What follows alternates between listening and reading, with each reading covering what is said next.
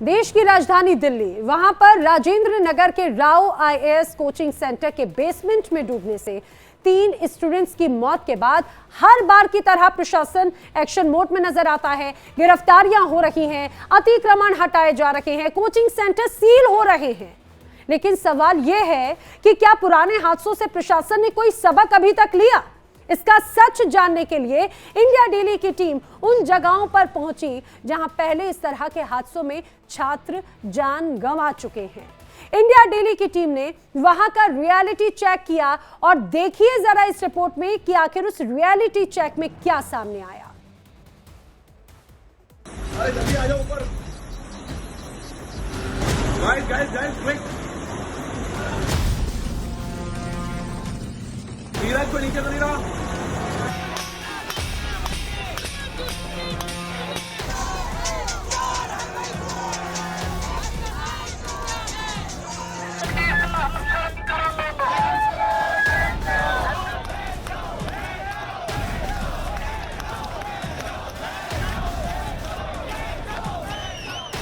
ये प्रदर्शन,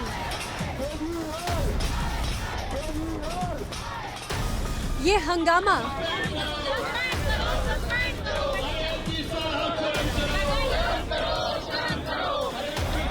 ये नारेबाजी,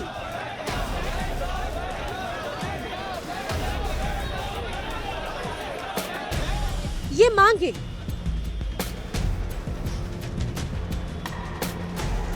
ये सब नया नहीं है, पहली बार नहीं है। देश दिल्ली की ऐसी तस्वीर पहली बार नहीं देख रहा।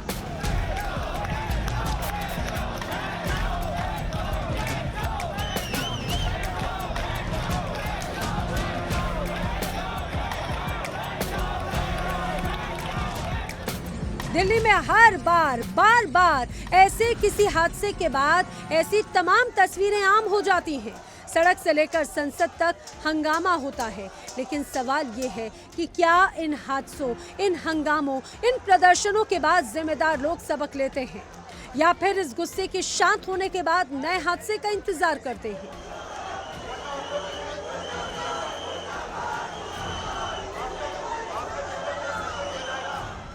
ये सवाल बेबुनियाद नहीं, बेमानी नहीं, हवाई नहीं है।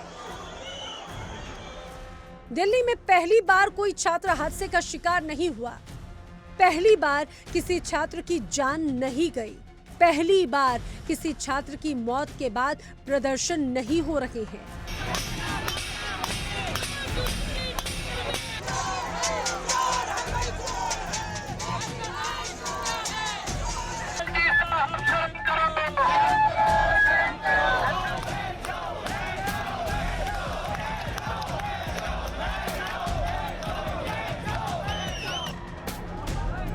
निर्भया कांड से लेकर मुखर्जी नगर अग्निकांड तक छात्र हादसों का शिकार होते रहे हैं, जान गंवाते रहे हैं। शासन प्रशासन तब तो एक्शन में आता है, गिरफ्तारियां भी होती हैं, लेकिन बाद में फिर वही ढाक के 3 पार।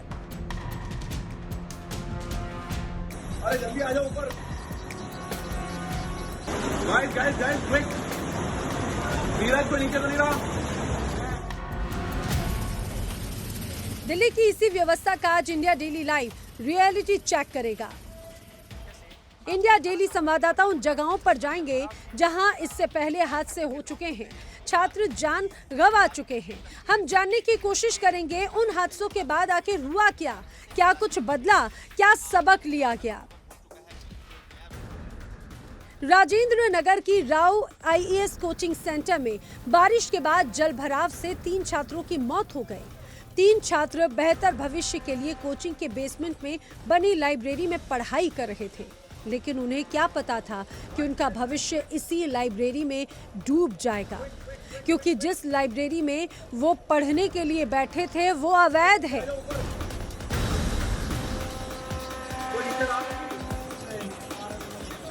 Guys quick. नीरज को नीचे तो नहीं रहा। अरे जल्दी आ जाओ ऊपर। ये वो सर्टिफिकेट है जो 2021 में एमसीडी की तरफ से राव आईएएस कोचिंग सेंटर को जारी किया गया था। इस सर्टिफिकेट में साफ साफ लिखा है बेसमेंट में सिर्फ स्टोरेज की इजाजत है, वहां कोई व्यावसायिक गतिविधि नहीं चलाई जा सकती। लेकिन बावजूद इसके Rao IAS coaching centre basement में लाइब्रेरी खोलकर बैठा था, जिसके कारण 3 छात्र आज इस दुनिया में नहीं हैं।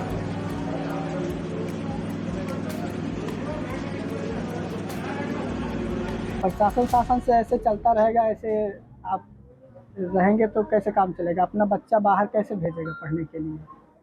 जैसे उसमें कोई लाइब्रेरियन नहीं था, उसमें इमरजेंसी डोर नहीं था, और ये कोचिंग की जिम्मेदारी होती है। अभी तक कोचिंग वालों का कोई हमारे पास कॉल नहीं आया, कोई इन्फॉर्मेशन नहीं आया। हर बार की तरह एक बार फिर राजेंद्र नगर हादसे के बाद प्रशासन एक्शन में है।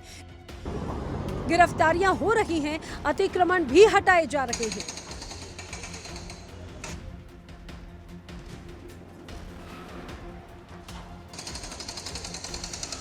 मैं आपको दिखाना चाहूँगा कि वही रोड है जिस पर जलभराव की वजह से पानी भरता है, और वही पानी मेरे पीछे, ठीक मैं अपने सहयोगी से कहूँगा दिखाएंगे कि ये वही इंस्टीट्यूट है जहाँ ग्राउंड फ्लोर में पानी भरने की वजह से 3 छात्रों की मौत हो गई थी। आपको दिखाना चाहूँगा कि यहाँ लगातार छात्र प्रदर्शन पर बैठे हुए हैं, जिनकी मांगों को देखते हुए यहाँ एमसीडी के तरफ से यहाँ तमाम जेसीबी लगी हुई हैं, जो कि आज यहाँ पर नाला सफाई और नाला की तोड़फोड़ की जा रही है। मैं आपको दिखाना चाहूँगा कि देखिए मेरे ठीक बगल में यहाँ नाले की खुदाई की जा रही है, और जेसीबी के द्वारा जो मिट्टी और जो कंकड़ इसमें से निकल रहा है, इस वाले ट्रेलर में इसमें डाल करके यहाँ से इसको हटाया जा रहा है। फिलहाल आपको बताऊं कि जो समस्या थी नाले की सफाई की काफ़ी दिनों से थी, जिसकी वजह से यहाँ नाला जाम था। जब यहाँ बारिश होती है, आधे घंटे की बारिश में यहाँ इतना पानी हो गया कि उसके कारण 3 बच्चों की इसी इंस्टीट्यूट में मौत हो जाती है।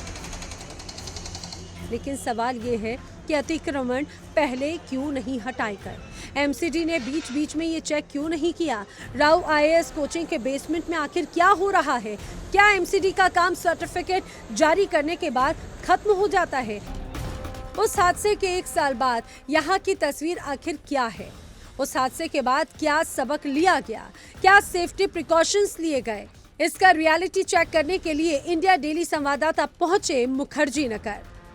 आप मेरे पीछे वही इमारत देख सकते हैं, ये वही इमारत है मुखर्जी नगर की कोचिंग सेंटर, जहां पे जो आग लगी थी बिजली के मीटर में, जिसके बाद पूरी इमारत में धुआं यहां पर भर गया था, और उसके बाद यहां से बच्चों को रेस्क्यू किया था फायर डिपार्टमेंट की टीम ने।